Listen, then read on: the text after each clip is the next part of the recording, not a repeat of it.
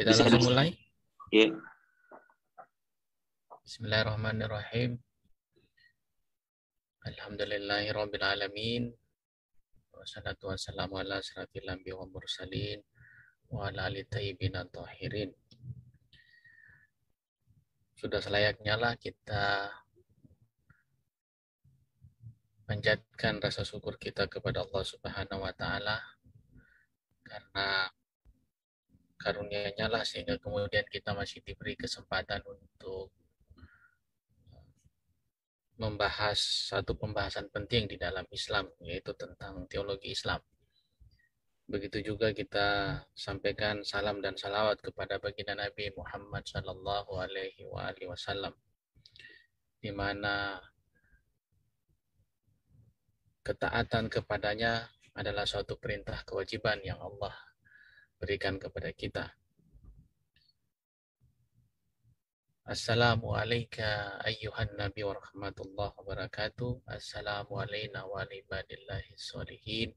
Assalamualaikum warahmatullahi wabarakatuh.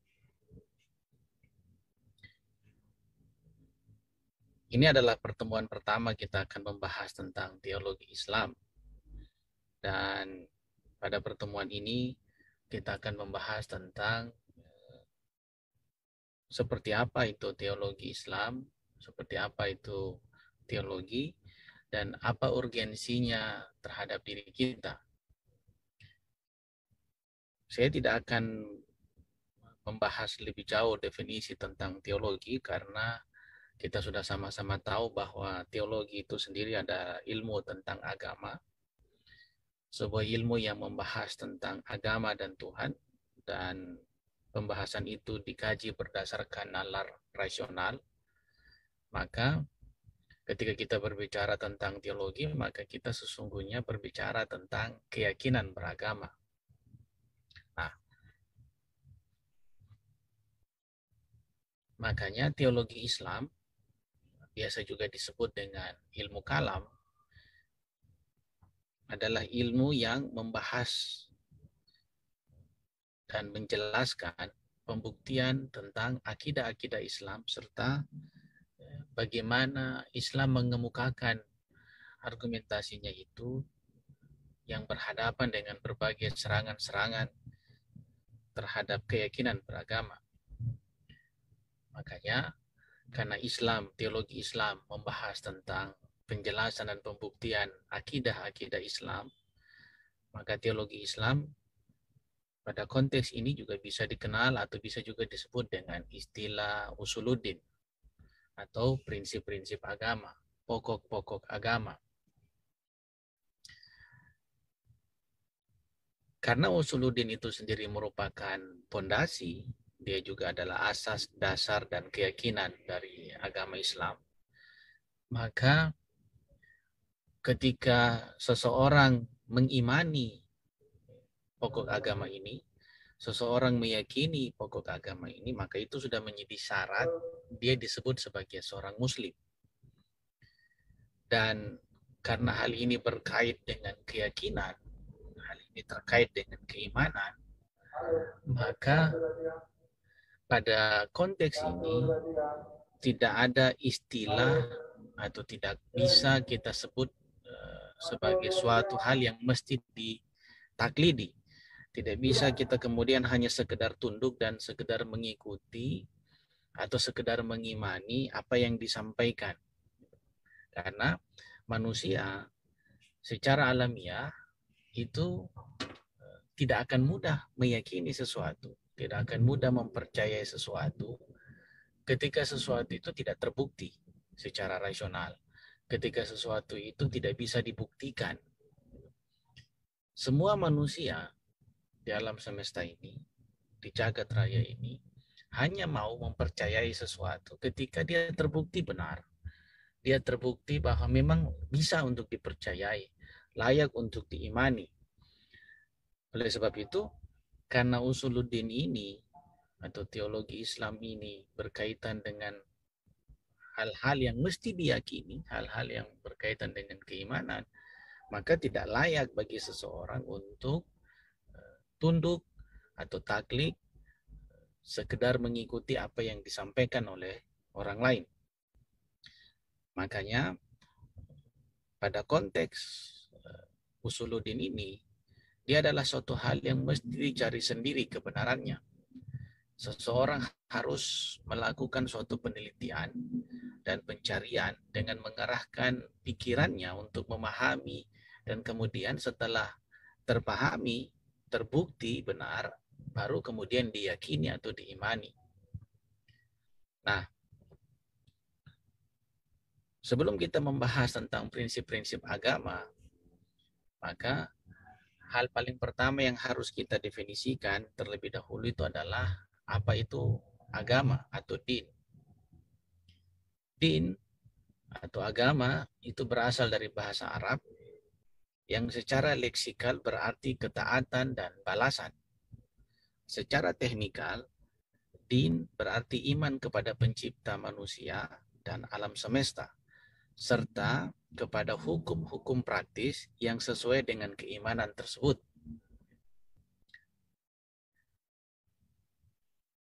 Atas dasar ini, jika suatu ideologi atau suatu aliran keagamaan di dalamnya tidak kita temukan adanya kepercayaan kepada Tuhan,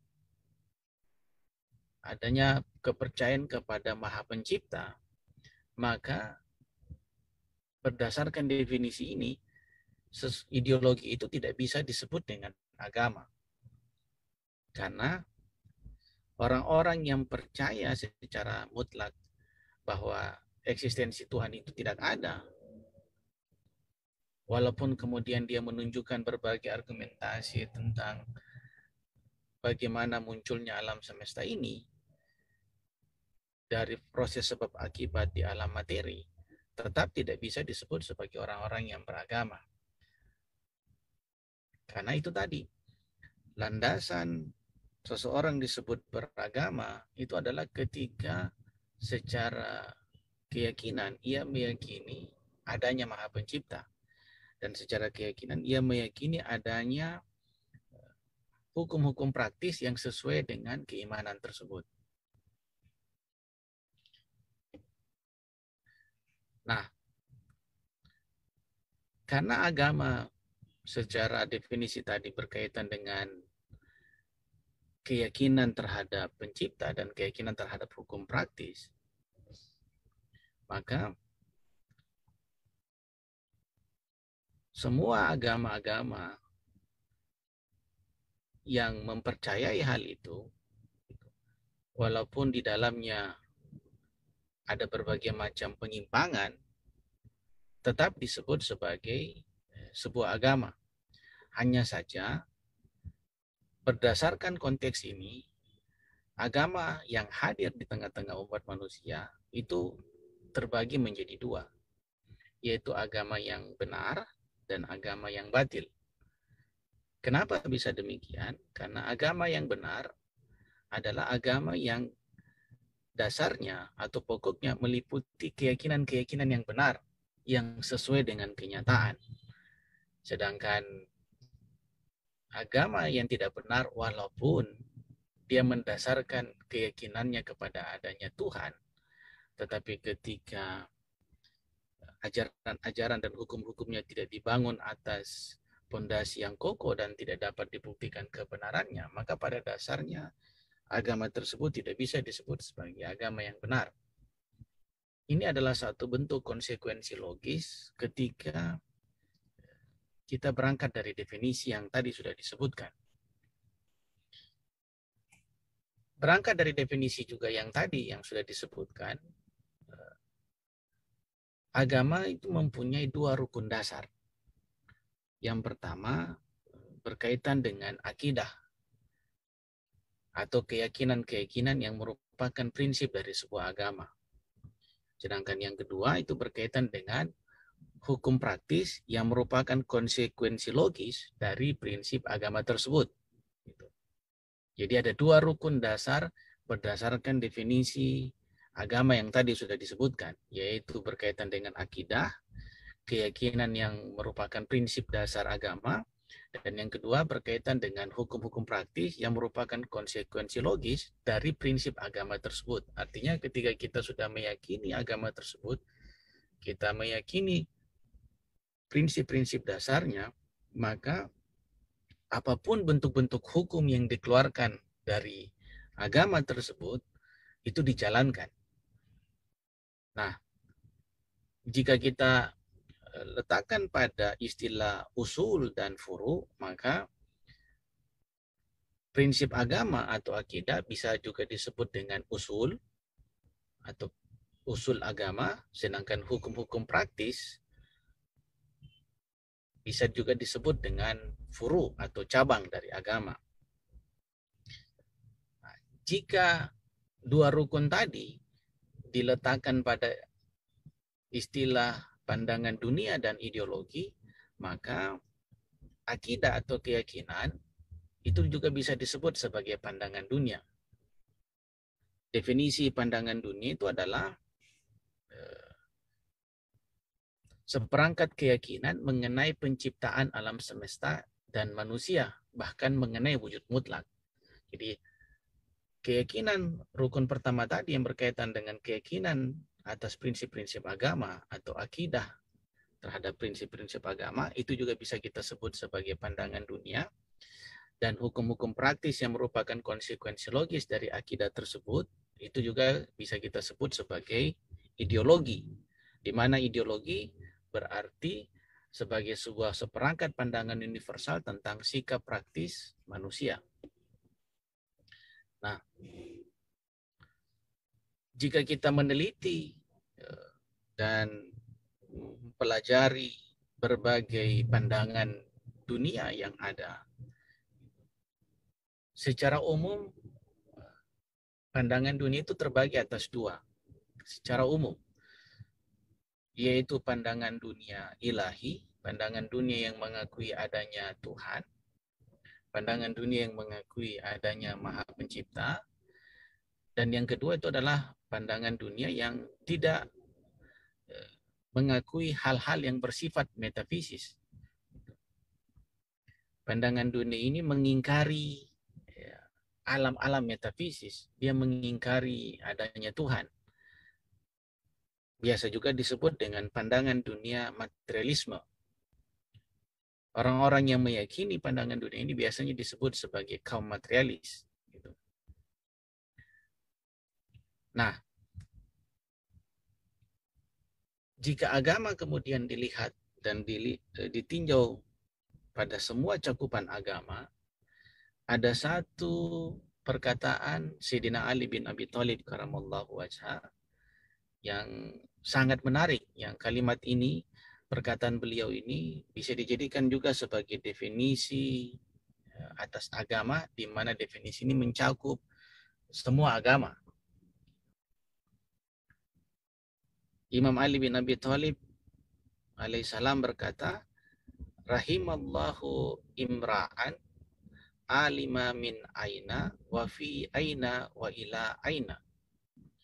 Semoga rahmat Tuhan, semoga rahmat Allah tercurah atas orang yang tahu dari mana ia datang, di mana ia berada, dan kemana ia akan pergi.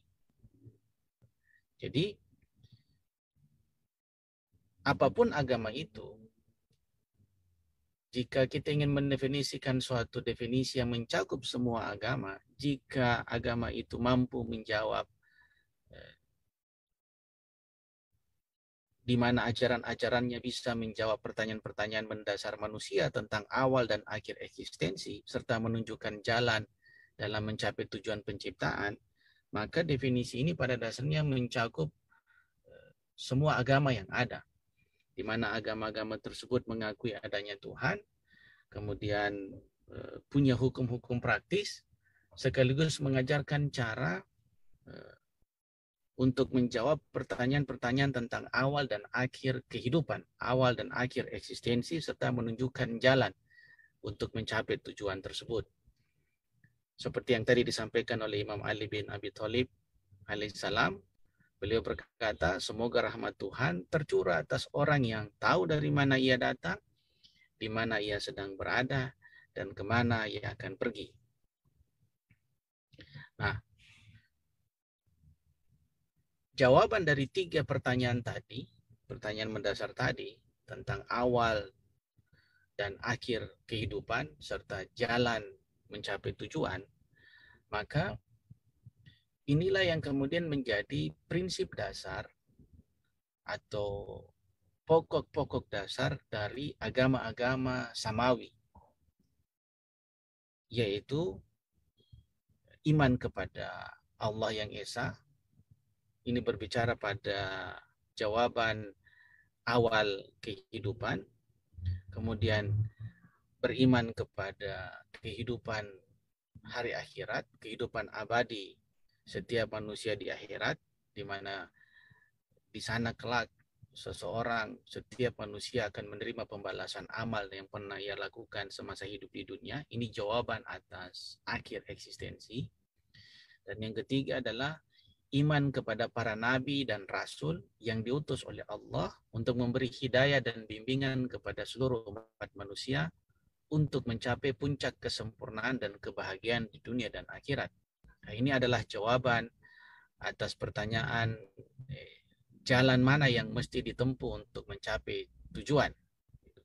Tahu dari mana ia datang, di mana ia berada, dan kemana ia akan pergi. Nah, 3 prinsip dasar ini adalah hal-hal yang pokok dari agama-agama samawi. Dengan demikian, ketika kita berbicara tentang prinsip-prinsip akidah dari semua agama samawi, maka mereka memiliki 3 prinsip yang sama, yaitu prinsip tentang tauhid, tentang ma'ad, dan tentang kenabian. Tentu saja, semua agama-agama samawi ini punya jawaban yang berbeda-beda dari 3 prinsip tadi. Ketika menjelaskan tentang tauhid, agama-agama samawi ini punya jawaban yang berbeda-beda. Semua sama, yaitu meyakini adanya Allah dan meyakini adanya Tuhan sebagai prinsip yang utama. Namun keyakinan akan keesaannya, nah ini adalah prinsip kedua yang setiap agama punya jawaban yang berbeda. Begitu juga ketika kita berbicara tentang kenabian. Semua agama-agama samawi secara prinsip, secara pokok, secara mendasar, itu meyakini adanya nabi. Tetapi tidak semua agama samawi itu meyakini Nabi Muhammad Shallallahu Alaihi Wasallam sebagai nabinya. Oleh sebab itu, yang pokok seperti tadi yang dibahas dari pembahasan pertama tadi, yang prinsip dasar dari semua agama-agama samawi ini adalah kenabian. Tetapi meyakini Nabi Muhammad Shallallahu Alaihi Wasallam ini adalah prinsip yang khas, yang merupakan ciri khas dari agama Islam. Terlepas dari apapun jawaban dari agama-agama samawi ini, seperti yang tadi juga sudah kita simpulkan bersama, bahwa aliran kepercayaan apapun, di mana aliran-aliran itu membiarkan pertanyaan-pertanyaan atau 3 pertanyaan mendasar itu tadi berlalu tanpa jawaban, maka secara terminologis tidak bisa dinamakan dengan agama. Jadi ini adalah konsekuensi logis dari definisi yang sudah kita sampaikan tadi. Jadi kalau agama tadi juga didefinisikan sebagai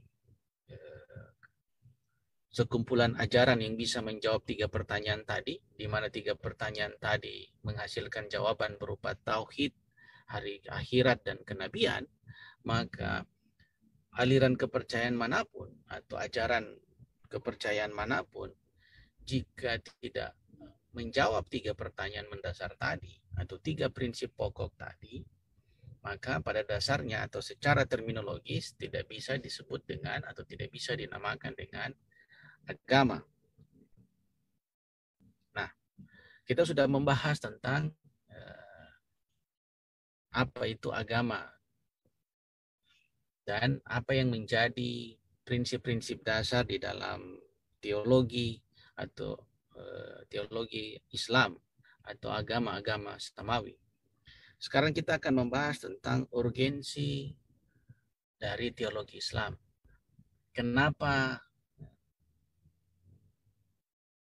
mesti ada teologi Islam? Kenapa mesti kita harus bersusah payah mengarahkan pikiran kita untuk tidak sekedar mengimani adanya Tuhan? Kenapa kita harus kemudian harus betul-betul mencari dan meneliti tentang manakah prinsip-prinsip agama yang betul-betul benar, yang bisa dibuktikan secara rasional? Jawaban pertama yang bisa kita berikan di sini adalah jawaban tentang fitrah manusia.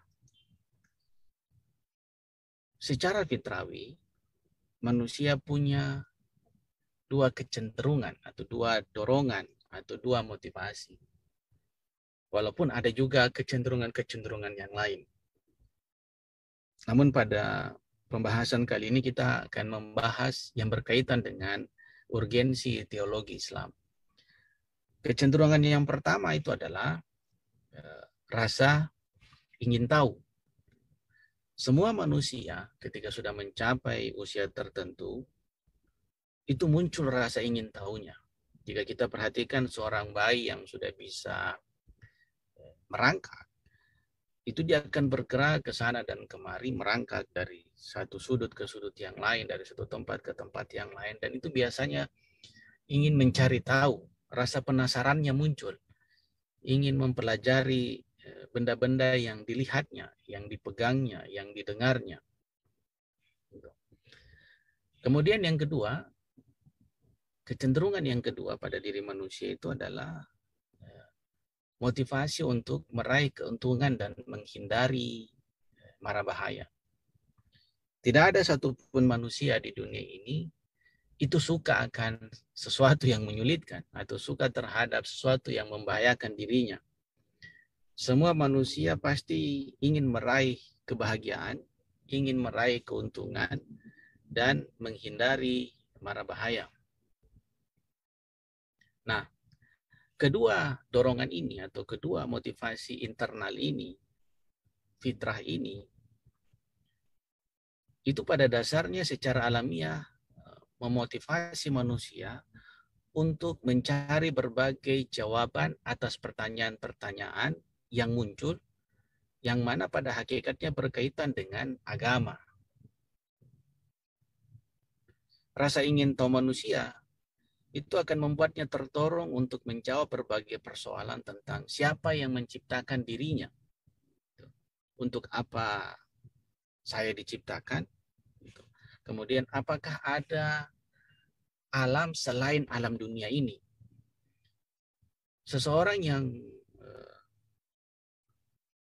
tergerak rasa ingin tahunya, itu akan senantiasa memunculkan pertanyaan-pertanyaan itu pada dirinya.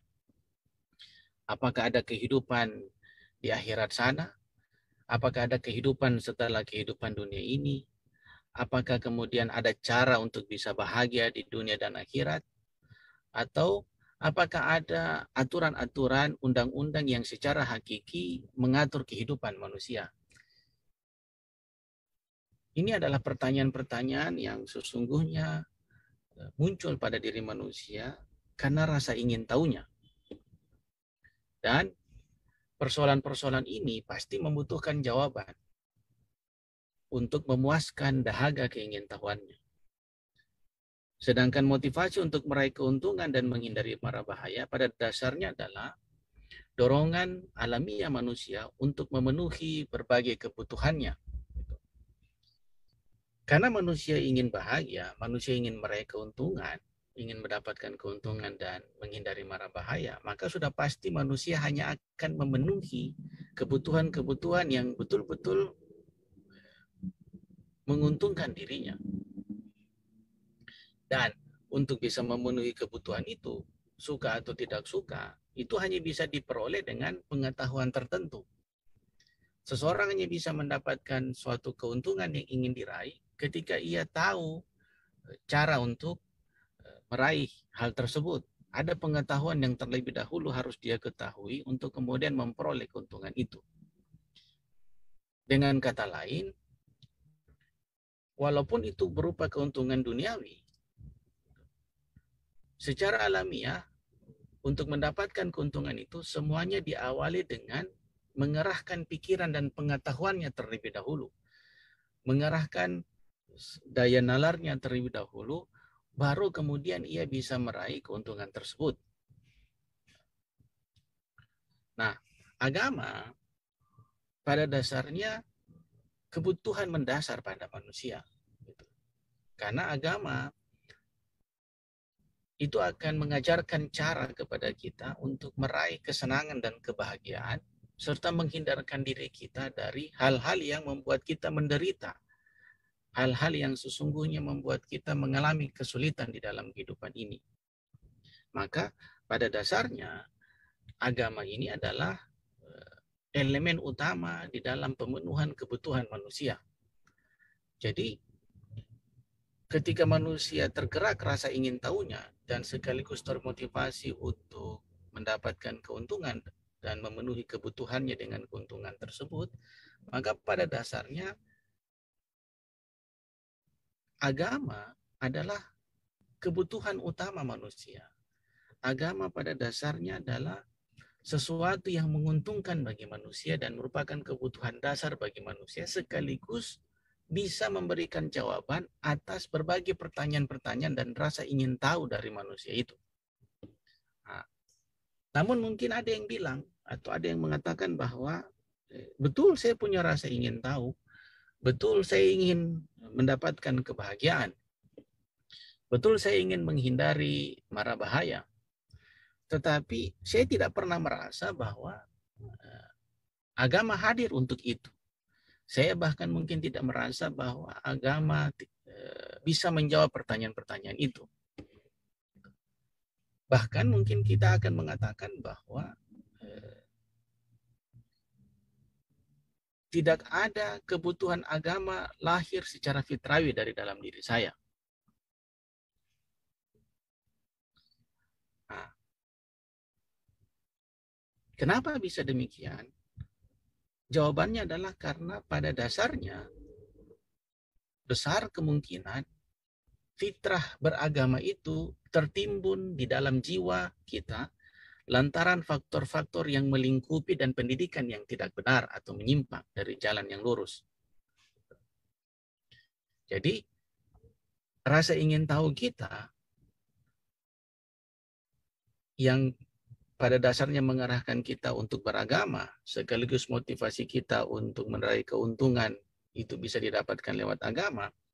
Sesungguhnya fitrah beragama ini pada sebagian besar orang itu tidak teraktual karena fitrah ini tertimbun dan tertutupi oleh faktor-faktor yang melingkupi dirinya, faktor-faktor eksternal yang melingkupi dirinya, termasuk berkaitan dengan pendidikan yang tidak benar atau pendidikan yang menyimpang dari jalan yang lurus.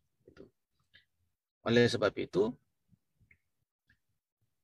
pada konteks ini kita akan membuktikan secara argumentatif, kita akan membuktikan secara rasional bahwa agama adalah kebutuhan dasar manusia.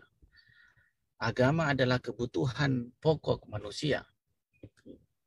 Kita akan buktikan hal itu secara argumentatif, secara rasional, bahwa betul-betul agama ini bisa mendatangkan kebahagiaan pada manusia, bisa menghindarkan manusia dari berbagai kesulitan dan penderitaan, dan mengantarkan manusia untuk mencapai kesempurnaan dirinya.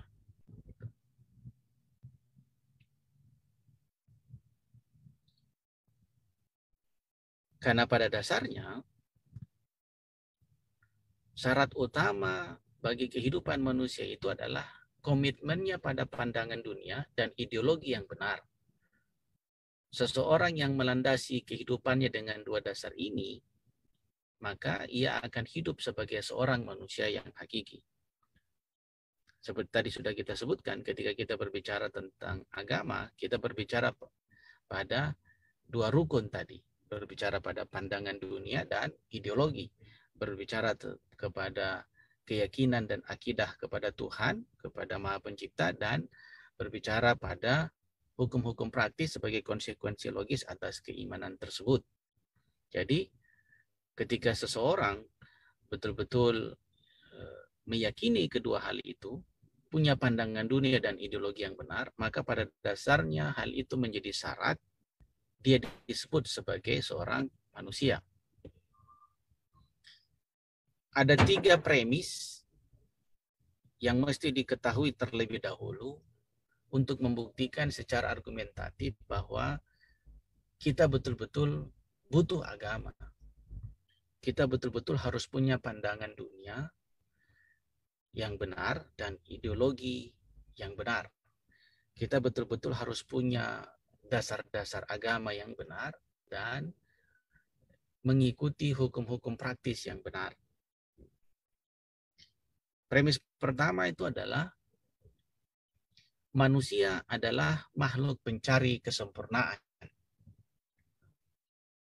Premis kedua, bahwa kesempurnaan setiap manusia itu hanya bisa terwujud melalui usaha yang disengaja atau ikhtiar yang muncul dari kesadaran dan akal yang sehat. Kemudian premis yang ketiga adalah hukum-hukum akal praktis terbentuk dari konsep-konsep tertentu, dan yang paling penting diantaranya adalah 3 prinsip yang tadi sudah disebutkan, yaitu tahu akan sumber wujud, dalam hal ini kita bicara tentang tauhid, tahu akan akhir kehidupan, dalam hal ini kita bicara tentang ma'ad, dan tahu akan jalan keselamatan yang dapat mengarah kepada sistem yang menjamin kebahagiaan. Dalam hal ini kita bicara pada konteks kenabian. Kalau kita sederhanakan, maka kita berbicara pada mengenal wujud, mengenal manusia, dan mengenal jalan hidup. Mengenal wujud berarti kita bicara tentang tauhid, mengenal manusia kita bicara tentang akhir kehidupan kita, dan mengenal jalan hidup kita berbicara tentang kenabian. Nah, kita akan bahas satu persatu dari ketiga premis ini. Premis pertama tadi itu adalah manusia adalah makhluk pencari kesempurnaan. Ini sebenarnya fitrah dasar manusia. Tidak ada satu manusia pun yang tidak punya fitrah ini. Tidak ada satu manusia pun yang tidak punya kecenderungan ini. Semua orang, semua manusia itu di dalam jiwanya memiliki kecenderungan untuk meraih kesempurnaan. Bahkan tidak jarang kita temukan ada orang-orang yang menutupi kekurangan dirinya hanya untuk sekedar tampil sempurna, hanya untuk agar bisa terlihat sempurna. Bahkan ada manusia-manusia yang berusaha keras untuk menghilangkan berbagai cacat atau celah atau hal-hal yang buruk pada dirinya hanya untuk agar ia bisa mencapai kesempurnaan. Dan usaha itu pada dasarnya dilakukan untuk menutupi berbagai kekurangannya dari pandangan orang lain. Jadi pada dasarnya apa yang kita lakukan ini adalah memenuhi kecenderungan yang ada pada diri kita, yaitu cinta kepada kesempurnaan. Tidak ada satu manusia pun, tidak ada satu tindakan pun yang kita lakukan di dunia ini yang pada dasarnya tidak mengarah kepada kesempurnaan. Ketika kita ingin sesuatu bahkan yang bersifat duniawi sekalipun, apakah itu rumah, apakah itu kendaraan, apakah itu baju, atau apapun kebutuhan-kebutuhan di dunia ini, kita pada dasarnya ingin sesuatu tersebut sempurna. Kita ingin yang terbaik. Kita tidak ingin ada cacat dari kebutuhan tersebut. Kita tidak ingin rumah yang kita inginkan itu ada cacatnya, atau misalkan kita tidak ingin pakaian yang kita ingin beli tersebut ada robek-robeknya, kita pasti ingin sesuatu yang sempurna. Jadi pada dasarnya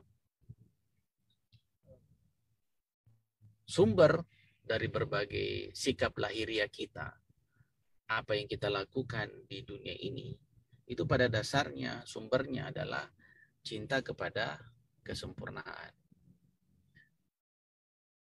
Premis kedua itu adalah kesempurnaan manusia atau kesempurnaan insani bisa terwujud melalui usaha yang disengaja, bisa terwujud melalui ikhtiarnya yang muncul dari kesadaran dan akal yang sehat.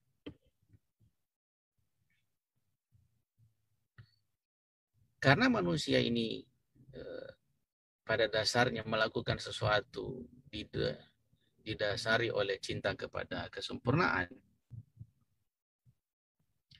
maka sudah pasti dia akan berusaha bergerak menuju ke kesempurnaan. Kita ambil makhluk hidup yang sangat sederhana dulu. Biji mangga itu proses bergerak menyempurnanya adalah menjadi pohon mangga. Tidak ada biji mangga bisa memilih untuk tumbuh menjadi pohon rambutan. Itu mustahil itu. Begitu juga misalkan biji rambutan, untuk bisa menyempurna, dia bergerak menyempurna dari hanya sekedar berbentuk biji, untuk bergerak menyempurna dan menjadi sempurna, itu adalah menjadi pohon rambutan dan menghasilkan buah rambutan.